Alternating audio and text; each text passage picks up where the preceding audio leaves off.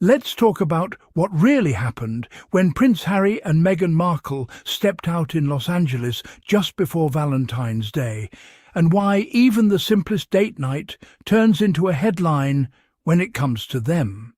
The Duke and Duchess of Sussex were photographed leaving Funke, a well-known hotspot in Beverly Hills that has quickly become one of their favourite places.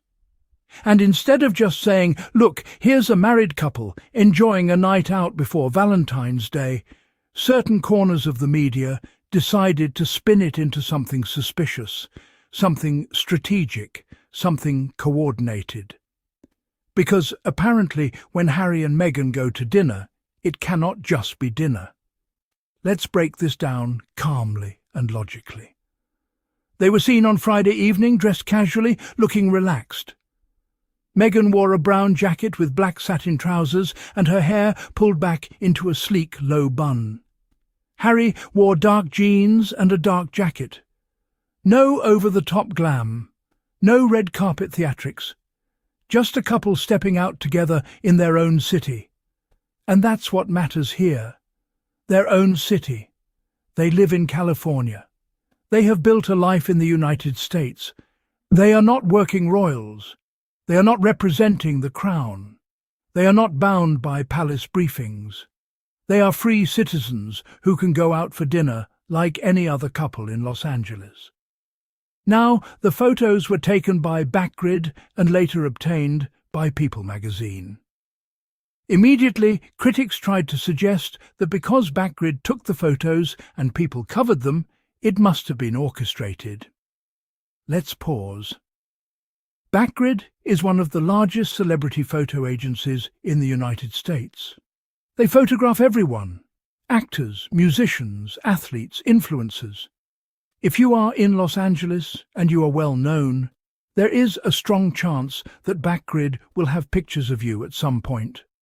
And People magazine has covered celebrities for decades. They covered Harry and Meghan when they were working royals. They cover them now as independent public figures. That does not automatically equal conspiracy. What it really shows is that Harry and Meghan understand the ecosystem they operate in. They are not hiding in caves. They are not pretending cameras do not exist. They live in a media-driven world, and they navigate it on their own terms. And let's not forget, this is not the first time they have eaten at Funke. Meghan celebrated her 44th birthday there last August. So this is clearly a place they genuinely enjoy. It is familiar. It is comfortable. It is likely somewhere they feel they can relax. And that detail matters. For years, especially while they were in the United Kingdom, every move was monitored, critiqued, and often weaponized. Going to dinner could turn into a debate about cost, protocol, optics. Now, in California, they are simply living. And that is exactly what some people cannot stand. Because when Harry and Meghan look happy, when they look unbothered, when they look in love, it disrupts a certain narrative that they are miserable, isolated, or regretting their decision. Let's talk about the Valentine's Day post as well. On Valentine's Day itself, Meghan shared a photo on Instagram of Harry holding Princess Lilibet. In the image, he is holding his daughter in his arms while she holds a bunch of red balloons. Meghan captioned it, "These two plus Archie equals my forever Valentines," followed by a heart emoji. First of all, that caption is simple and beautiful. It centers her husband and her children. It is not about royalty. It is not about titles. It is not about status. It is about family. And the internet immediately noticed something else. It is the first time that Lilibet's face can be clearly seen from the side. Not a full frontal reveal, not a stage portrait, just a natural, candid moment. For a couple who have been relentlessly criticized about their children, either for showing too much or not showing enough, this was a subtle reminder that they get to decide. They get to choose what to share and when to share it. That is called boundaries, Let's also acknowledge how different this is from the royal playbook. When you are a working royal, photos are carefully controlled, often released through official channels, and designed to serve institutional messaging. Harry and Meghan's post was personal. It was intimate. It was on Meghan's own platform. And that shift is powerful, because it signals autonomy. Now, on the same day, the Prince and Princess of Wales also marked Valentine's Day with a previously unseen photo taken at Anmer in Norfolk by photographer Josh Shinner. The caption read, "Happy Valentine's Day," with a heart emoji. It was the second year they publicly marked the day. And here's the key point. Both couples shared loving images. Both marked the day. Both expressed affection. But only one couple's dinner date became a talking point about media strategy. Why is that? Why is it that when Harry and Meghan are photographed, the assumption is manipulation, but when others release curated images, it is seen as tradition? This is where the double standard becomes obvious.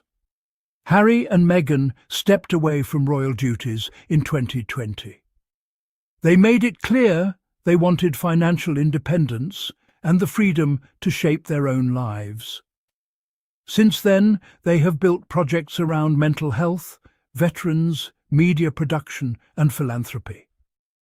They have also built a life as a married couple, raising 2 children in California. So yes, they go on dates. Yes, they celebrate Valentine's Day. Yes, they sometimes get photographed. That is normal. What is not normal is the way every detail is dissected as if it is a coded message. Let's talk about body language. In the photos leaving Funker, they look comfortable, close, relaxed. There is no tension, no forced smiles, no stiff protocol posture. This is not a balcony appearance. This is not a state dinner. It is 2 people who have been married for years, who have been through intense public scrutiny, still choosing each other. And that is the part that resonates with so many of us in the Sussex squad. Because their relationship has been tested in ways most couples cannot even imagine. Media attacks, family rifts, legal battles, public opinion swings, and yet here they are, still aligned. When Meghan posted that image of Harry and Lilibet, it was more than just a Valentine's gesture. It was a quiet statement. This is my family. This is my love. This is my forever.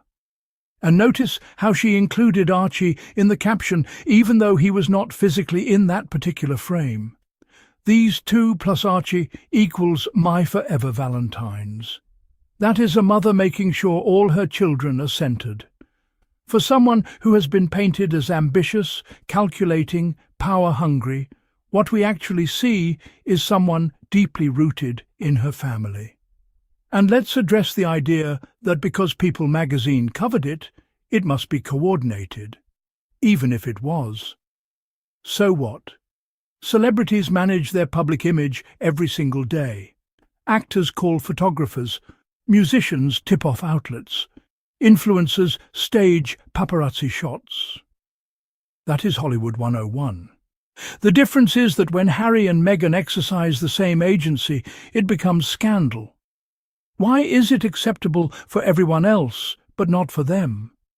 Perhaps because their very existence challenges the hierarchy they left behind. Harry was born into one of the most powerful institutions in the world. Meghan married into it, endured it, and chose to walk away from it. Together. And they did not crumble. They built something new. That resilience is threatening to people who expected them to fail. So a simple dinner becomes evidence of scheming. A Valentine's post becomes a strategy. A child's side profile becomes a headline. But to us, it is clear. It is a couple living their lives. Let's also appreciate the symbolism of celebrating love one day before the so-called big celebration. They did not need to wait for a calendar date to validate their relationship. They made time for each other when it suited them. That speaks to maturity. Long-term relationships are not about grand gestures on one specific day. They are about consistent effort, shared experiences, private jokes, familiar restaurants, like returning to the same spot where Meghan celebrated her birthday months earlier. There is something deeply grounding about having favourite places, especially after years of upheaval. And for those who claim they crave privacy but step out in public, let's clarify something important. Privacy does not mean invisibility. It means control. They have never said they want to disappear. They have said they want protection from harassment and intrusion. There is a difference between being photographed leaving a restaurant and being chased, surveilled, or having private correspondence leaked. And that distinction often gets blurred intentionally. When Meghan posted that image of Harry holding Lilibet with red balloons, it was joyful. It was soft. It was warm. The red balloons were classic Valentine's imagery. The framing was simple. No royal regalia, no formal attire, just dad and daughter. That image will likely mean far more to Lilibet when she grows up than any palace balcony shot ever could. Because it represents choice. It represents a father who stepped away from a rigid system to raise his children in what he believes is a healthier environment. And we cannot ignore that Harry has been vocal about generational trauma, about wanting to break cycles, about prioritizing mental health. So when we see him holding his daughter, smiling, outside the constraints of royal duty, it aligns with everything he has said. It is not performative. It is consistent. Meanwhile, the narrative machine keeps trying to suggest there is competition between households, that one couple posting cancels out the other, that one dinner date is a response to another photo. But love is not a competition. Valentine's Day is not a scoreboard. Two couples can celebrate without it being a rivalry. The fact that the media insists on framing it that way says more about them than it does about Harry and Meghan. And let's talk about timing. The photos surfaced, the coverage followed, social media buzzed. But at the end of the day, what are we actually left with? A married couple had dinner. A wife posted a photo of her husband and child. Another couple posted a Valentine's image. That is it. The rest is projection. As supporters, what we see is growth.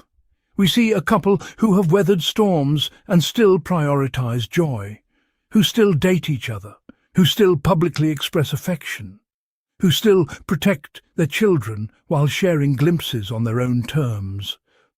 That balance is not easy, especially under constant scrutiny.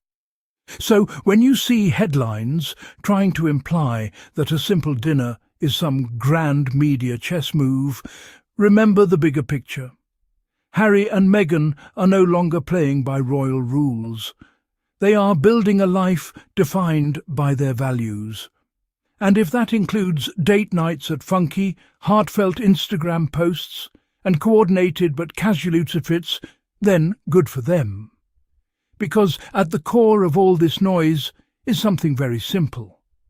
They look happy, and sometimes happiness is the most radical statement of all.